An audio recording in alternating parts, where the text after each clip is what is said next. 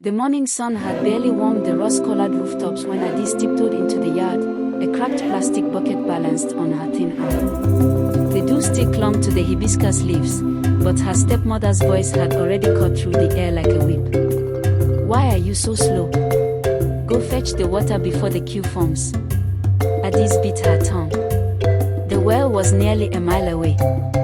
She had not eaten since yesterday's watery porridge, and her legs trembled, but she tightened her grip on the bucket. Hunger was a familiar ache, like a stone she carried in her belly. Her father had been gone 3 years, an illness that took him quietly in the night, and ever since, the house had shifted into a place of sharp edges. Her stepmother, Mama Ifeoma, fed her own children steaming bowls of yam and fish while Adaeze washed the pots and licked the salt from her cracked lips. When school fees came due, Adaeze's needs were always not urgent. She wore the same faded dress until the seams split, sewing them back together with crooked stitches after everyone slept.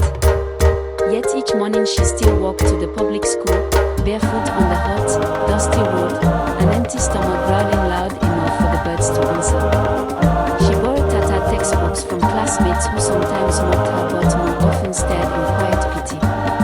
Inside the classroom, Adaeze let none of it break her. She devoured every word the teacher spoke, memorizing lessons the way other children memorize songs. Numbers, stories, the home of knowledge, this became her secret feast. At night, when Mama Ifeoma's children snored under thick quilts, Adaeze crouched near the dim kerosene lamp, copying notes onto scraps of paper scavenged from the trash. The lamp smoke stung her eyes, but she pressed on, whispering formulas under her breath until the moon sank low. Months turned into years. Hunger sharpened her resolve. Whenever the house grew cruel, when her stepbrother shoved her from the cooking fire or when her stepmother spat words like stones, Adaeze imagined a door no one else could see. Beyond it lay a world where her name meant something, where kindness was not a rare luxury.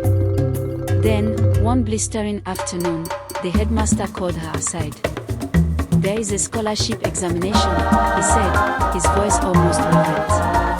"A full ride to a prestigious school overseas. Only the brightest may try.